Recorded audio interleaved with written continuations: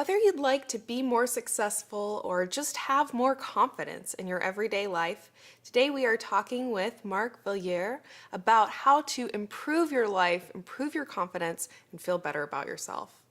Mark, thank you so much for joining me here today. Glad to be here. So you have had a lot of success in working with people to help them improve their lives, improve their confidence, and all of these different things. So I would love to just hear what you've seen that has worked for people and what kind of information we can share with our viewers to help them improve their lives. Well, there's a lot of information already on, a lot of books, on how to be successful and all this, which is all good, People have all sort of opinions, which is fine. But, this basic stuff, that everybody knows or should know, like, you want to make sure you take care of your body properly, sleep well, eat well, and take the time, to eat a good meal, not just like, go to the first fast food and rush out of it and go to work. You have to make your life basically work for you, not you work for life.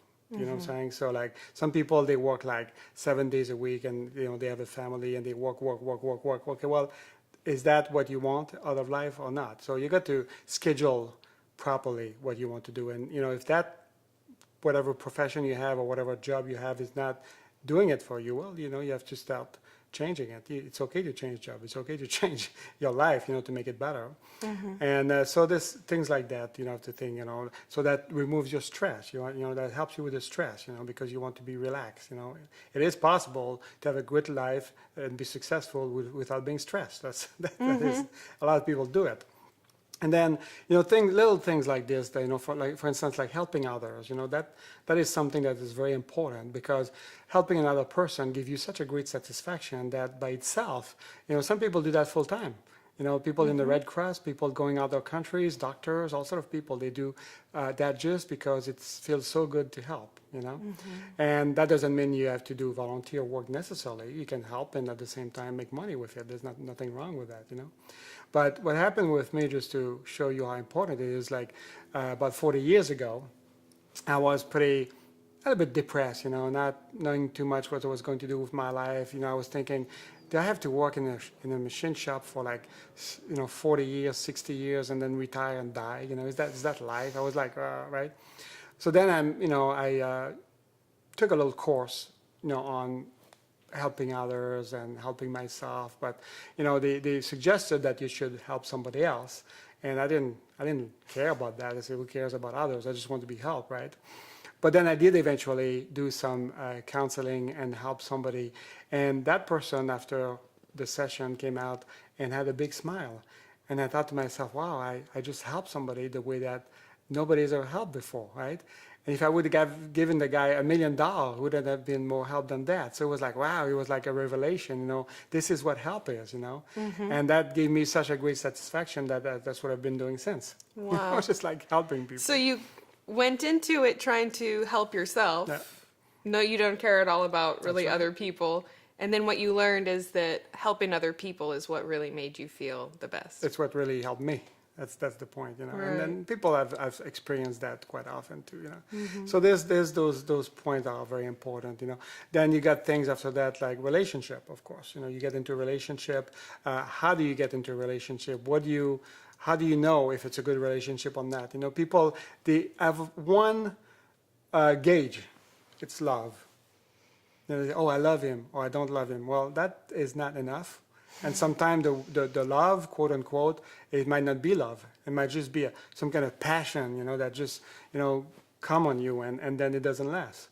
So having a good relationship and knowing how to have a relationship, not just with your husband, but at work, people around you, who's your friend, Who's going to be there when you need help, or who are you going to help, and things like that. That's very important.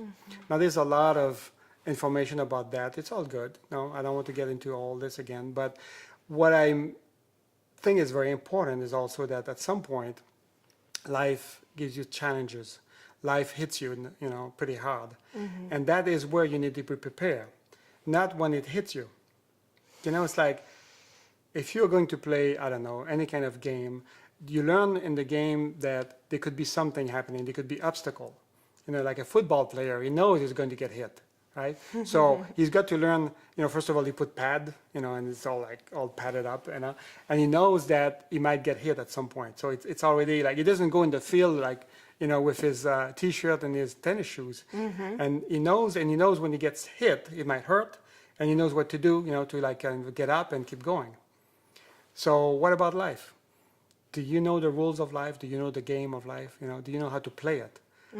People don't. When you're born, you're not born with a book that says how to play life, right? There is no book on how to play the game. So it can hit you. And now, before it hits you, that's when you should be prepared. So what does that mean, being prepared? Okay. What can happen in life that's bad? You could get into anxiety. You could get into stress. You could get into depression. You could get into, too much.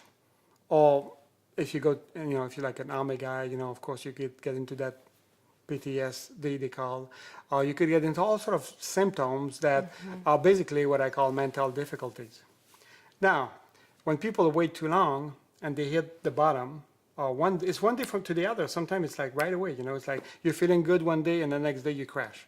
So now, once you crash, it's not the time to learn how not to crash, right? You should have done that before. And usually, the usual solution to a mental difficulty is people go see a psychiatrist. So now they get into a trap because now they don't know nothing about what the psychiatrist is doing or not doing, and the danger of psychiatric drug. And then they blindly go to the psychiatrist, blindly listen to the psychiatrist, and the psychiatrist basically, might just finish him. It would be the exact same thing as the guy walking the football field with tennis shoes and t-shirt, doesn't know nothing about the game, and then he's just in front of the guy that's running in front of him, he's charging on him, right? And then he says, oh, he's coming to shake my hand or something. And bang, it's just like he's dead. Well, that's because he didn't know the game. Right. You have to be prepared. You have your helmet and your pads, and you've been training and training and training so you can be prepared. That's right. Now, how do you prepare for that? How do you prepare for anxiety, depression, and whatever can happen, whatever mental difficulty can happen? Well, the only way you can prepare is to be knowledgeable, to have the knowledge of where do I go or what do I do if that ever happens. And you don't know now. If you only think that, you just go see your doctor, then you're in trouble. So there is a lot of videos on your website that talks about that, alternative to psychiatric treatment, alternative to psychiatric drugs or medication. And it's very important to learn that before you need them. Right. If you were able to do that, not just you, your family, your friends. Imagine if you would know all the rules of the game. You would know exactly what can happen. You could prevent that even when it starts. I'll give you an example. Somebody starts to have a little anxiety, right? Well, they can just say, well, it's no big deal. And it would pass. Maybe it passes, maybe it doesn't pass. That's, you see? Just like somebody who stopped drinking a little bit of alcohol. That's no problem, but they drink a little bit more. And then they drink a little bit more. And the next thing you know, is an alcoholic. Same thing with street drug. It's just a little pot, it's just a little pee, nothing. And next time you know, he's hooked on crystal meth. It's too late, right? So if he would be prepared, he would know all the effects of all the drugs on the market and the extreme addictive nature of some of the drugs, and probably would not even start. So that's the same with mental difficulty. You have to know where to go, you have to know what to do, and before it actually happened. And there is not really too many places that talks about that because the concentration is always on psychiatric medication. But, like I said, do your research. Alternative to psychiatric drug or psychiatric medicine, alternative to psychiatric treatment, or how to help depression, how to help anxiety, things like that. And read everything. Some of it is just, on the internet, you got all sort of like stupid thing, but some of it is valuable. And if you're smart enough, you'll be able to see the difference. Right. Should I take a drug that potentially has 50 bad side effects? Should I take a drug that says on the label that I could be homicidal or suicidal? Should I take that, or maybe try to find another way in case I get into that situation, or my own family? If you're a mother or a father, that is exactly what you should do right now. Find out what you should do if that would happen. Because a lot of people come to my center. I have a center that helps people with difficulties called Life Center for a New Tomorrow. A lot of people come to me, all have the same story. They didn't know. They send their son or daughter to a psychiatrist. He gave him medication. They got really bad. They ended up in in psych hospital. They got worse, and now they're with me. Now, if they would have come before, once the person has started to feel a little bit bad, anxiety, whatever happened, psychosis, if they would look at the alternative before, then they would not get in that trap. That's what I'm trying to say. That's why it's so important. Right. But let's kind of take it a couple steps back again. Hopefully people, don't get to that point that they are needing to reach outside for help. But if they do get to that point, they will look at the alternatives first. Let's go back to some ideas of ways that people can improve the way they feel about themselves, put themselves on a path towards more success, True. More happiness. The worst enemy of someone is that someone, because you will put you down more than anybody else would pull you down. I'm not that good. Here's a good example. Whenever you do something that's kind of good, right? People will say, wow, it's great what you did. And immediately you would say, well, if I can do it, anybody can do it. What does that mean? That means like, if I can do it, anybody else can do it. It means like it's nothing, right? Now, think the other way around. Let's say you do something. Let's say there's something to be done, or you do something, or you can say, that was from a movie that I really like with, anyway, I forgot his name. Anyway, the guy in the movie said, if one man can do it, another one can too. Now that's the proper attitude, which means like, if this guy did it, I can do it. If that guy did it, I can do it. Do you see the difference? It's not like, oh, I just like nobody, because anybody else can do it, I can do it. No. If somebody else can do something, I can do it. If you go in life with this attitude, you made it. So a thing you can do, for instance, like to help with that, if you focus on things that you can do instead of things you cannot do, well, that will help too. Right. You can even make a list. Nothing wrong with that, What can I do? What am I good at? You see, you know how a criminal becomes a criminal? The day that he becomes a criminal is when he loses his self-esteem. He thinks he's a nobody, he's a no good. When he loses that, he becomes a criminal. Now, if you want to rehabilitate a criminal, you want to bring him back his self-esteem, which that doesn't happen in jail. On the contrary, your esteem gets even lower and lower. But if you were able to get the person to look at, okay, now, what is it you can do? What is it that is good in you? And then find that. That will so yourself is the same thing. If you start feeling you're no good or you're nobody, now don't go the other way. What is it that am I good at? What have I done good? And then you can use the negative of it. You can say, well, I'm not a thief. I'm not a this. I'm not a that. You can do that. Oh yeah. So that's kind of a beginning. And then okay, what am I then? And then instead of becoming your worst enemy, you will become your best friend. Right. And that's a really good point to look at, right? So once you've done that, you work with yourself, you become yourself, your best friend. You got to find who's your friends around you. Relationship we were talking about. Who's your friend? How do you figure out your friend? There's ways to do that too. But you got to be careful because some friends are not friends. They're the one like with a nice smile and they're holding a knife behind their back ready to stab you when you turn around. Those are common. So you got to be careful of that. So you just have to look at the action of the friend, not what he says, the action. What is how does he work with his family? How does he work with his coworker? How is he in life? If somebody needs help, is he there for them? And don't be afraid to let one loose if you don't think is a friend. Right. Because if you hang on to someone that is not a friend, then that makes you go down. That's all. You all hear those stories about women being abused by the husband, and they say, "Oh, but he loves me and I love him," and that's not. Nothing to do with love. Has nothing to do with love. Right. When a man hit a woman, he doesn't love that woman. That's like period, right? So, but why she stays with him? The scarcity of friendship, the scarcity of people. She thinks he's the only one in the world that will take care of her. He's the only one in the world that might be with her. That's not true. That is totally not true, right? So if you have taken care of yourself first and you have become like your best friend, well, then it's easy to get best friend around you after that. You look at anybody who's successful and he has confidence in himself, he's like, like really high esteem of himself. Look around, he's got tons of friends because he will attract them. It's like a magnet. But look at somebody who degrades himself. Oh, nobody, I'm no good, I'm worth nothing. He's got no friend, he's got nothing. You see, he's got like people coming around like leeches sucking him, if he's got money, they're going to all go after his money, and all this. Right. But no, so take care of yourself, then you'll have friend. Take care of your friend, right? So that's a good thing. Now after that, or while you're doing all this, then just look, okay, what is it? What do I do in life? What do I want to do in life? Like you could have a job again, and if you're not very secure about yourself, you would think that you have to stay on that job and keep that job and not do anything else because what if I don't find another job? What if? No. The only real security in the world is you. It's nothing else. One time in my life, I was at a point where I was dealing in real estate and I made a bad deal and I lost everything. My house, all my real estate, everything. And I had $100,000 credit card debt. Oh my. Then after I lost everything, I told myself, so what do I do now?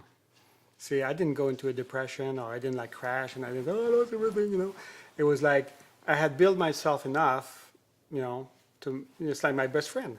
If your best friend, loses everything, you're not going to go to him and say, oh, you lost everything, poor you, that's terrible. You're going to say, no, come on, you can do it, you can pick up yourself, you can make it. So since I was my best friend, I was able to do that. And then within a couple of years, I was back on my feet, all my debts paid. I had more real estate than I had before, so that was fine. So Wow. that was this thing. See the first step? First step, number one, they call it, right? So that was that. And then we, picked it up from there, and you can have a good life. So if you are afraid of what might happen and things like that, well, it probably will happen. By the way, also, so that's another thing. So it is not easy sometimes. Another trick you can do: you wake up in the morning, for instance, I'm not motivated today. I don't know whether I'm bored. You know what you should do? You should say, just acknowledge that. Yeah, I'm not motivated today. I'm bored. And it's funny because sometimes just by saying that, by repeating what you're feeling, you're acknowledging it. It goes away. Instead of like getting into all the feeling with it and the sadness of it or the apathy of it, it's much better to do it that way. Right. Well, and I think it, really is kind of human nature to kind of be hard on ourselves, and we're very judgmental of ourselves. It's very true what you said, that we are often our own worst enemy. Yeah. No one is as hard on us That's as right. we are on ourselves. So when you do face those challenges, like waking up and you feel unmotivated or whatever, not to be hard on yourself about it. Yeah, you're not hard. You To just have acknowledge. to forgive yourself. Yeah. Just as a general comment in life, really, you have to forgive yourself if you feel that you've done something wrong, you made a bad decision, whatever. It's life. The most important thing is that you forgive yourself for that thing you did and not be angry at yourself or constantly focusing all your energy on, I'm such a failure, I can't believe I did this, whatever. That's right. To just accept, Yeah, you just I'm a human being. Yeah. Maybe I made a mistake. It's okay. It doesn't mean that I'm a bad person. It doesn't mean I don't have worth. It doesn't mean that I don't deserve good things in my life. To forgive myself. If you get to that point where you're your best friend, you don't even have to say that, because when I said, okay, I lost everything, what do I do now? There was no regret. There was no, how come I ended up like this? What did I do? Nothing. No regret. Regret is trying to reverse the past. When you regret something, is you wish you would be back there and turn it around, and that's stupid. You can't do it, right? Now, it's funny because look at all the successful people, all the rich people and all this, right? You would notice same things. They are not really modest. They are not really humble, and there's nothing wrong with that. What is modesty? It's like, why do you have to put yourself down? Oh, I'm just nobody. It's not okay. No, you're great. You're a fantastic person. You're a giant. You're powerful. You can do whatever. That's your attitude. That's how you go through life, you know. And sometimes when I give, you know, lectures or seminars, I tell people that, you know, the word modesty, humble, you know, doesn't exist in my dictionary, you know. And then I make a joke. I say I happen to be the most modest person in life, but you know, those things are bad for you. They're negative things. You know, well, you know, or like you're just one person, or you know, all sort of saying that people say that they should not be saying. Right. You're not. People are powerful.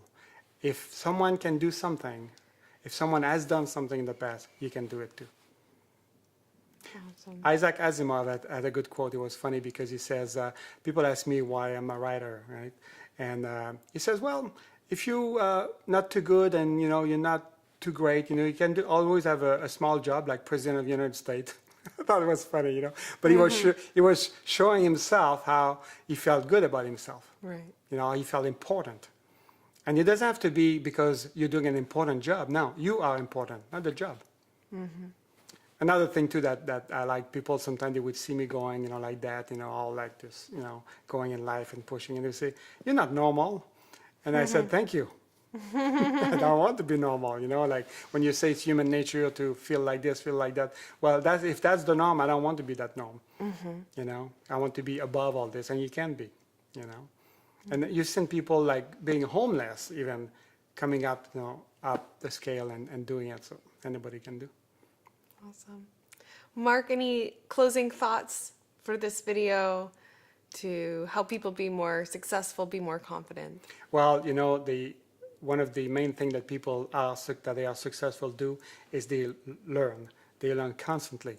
They either read book, they get knowledge, you know, and they're not afraid to look at the knowledge first without the opinion.